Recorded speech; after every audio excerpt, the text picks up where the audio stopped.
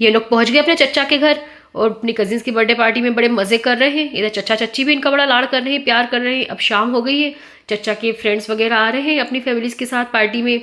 ये लोग खाना वगैरह सर्व कर रहे हैं। हीना तो अपनी चाची के साथ किचन में लगी हुई थी। चचा ने बुलाया इधर रीना को, रीना बेटा इधर आओ। रीना ने बोला जी चचा। अब वो अपनी फ्रेंड की फैमिली से रीना का इंट्रोडक्शन करवा रहे थे कि ये मेरी भतीजी है, इस क्लास में पढ़ती है, इस कॉलेज में पढ़ती है और बहुत ही प्यारी बच्ची है। और वो लोग भी रीना को देखते, रीना सलाम करके आ गई वहाँ से।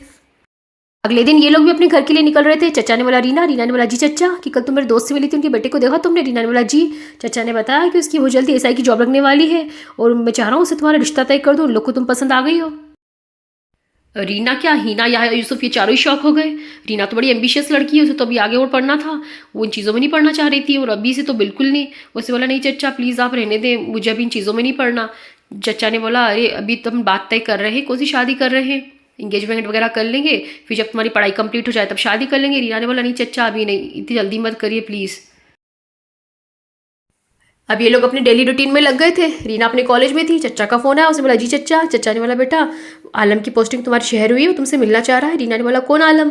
चचा ने बोला अरे वही जिससे मैं तुम्हारा रिश्ता तय करना चाह रहा हूँ। रीना ने बोला नहीं चचा मुझे किसी से नहीं मिलना। चचा ने बोला बेटा मिल लो, वो तुम्हारे कॉलेज के बाहर ही खड़ा है। देख लिया था आलम को, उसे सोचा ये चले जाए फिर बाहर आऊंगी, उसके चक्कर में पूरा कॉलेज खाली हो गया, पर वहाँ से हिला ही नहीं। रीना ने सोचा बाप रे कितना ढीठ है ये। रीना ने सोचा इसके चक्कर में तो मेरी बस निकल जाएगी, फटाफट वो बाहर आई। उसने सोचा इसे इग्नोर मारती हुई निकल जाऊंगी, पर आलम ने उसे देख लिया और उसे आवाज़ दी रीना। रीना ने बोला जी। अब उसने बोला तुम्हारे अंकल का फ़ोन तो आया होगा तुम्हें। आलम पूछा था रीना से कि कैसे चल रही तुम्हारी पढ़ाई और कितना टाइम बचा है तुम्हारी स्टडी मुकम्मल होने में। रीना ने बोला अभी तुम्हारा सेकंड ईयर ही चल रहा है। आलम ने बोला अच्छा। रीना ने बोला मैं जाऊँ, मेरी बस चली जाएगी वरना। आलम ने बोला ठीक है। अब रीना फटाफट भाग गई वहाँ से।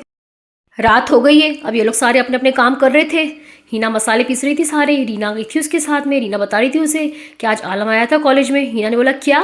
अब रीना उसे सारी बातें बता रही थी। अगले दिन आलम रीना की कॉलेज के बाहर खड़ा हुआ है, वो रीना का इंतजार कर रहा है, पर रीना तो आज शायद से कॉलेज ही नहीं आई है।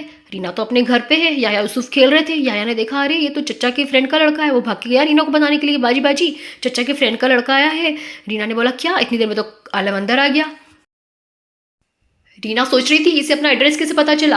आलम ने बोला आज तुम कॉलेज नहीं गई, मैं कॉलेज में तुम्हारा इंतजार कर रहा था, फिर तुम्हारे अंकल से तुम्हारा एड्रेस लिया।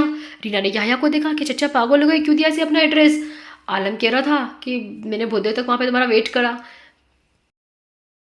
अब आलम इनसे इधर उधर की बातें कर रहा था। उसने बोला रीना तुम्हारा मोबाइल का है? रीना ने बोला मेरे पास मोबाइल नहीं है। यूसुफ ने बोला है ना ये रहा।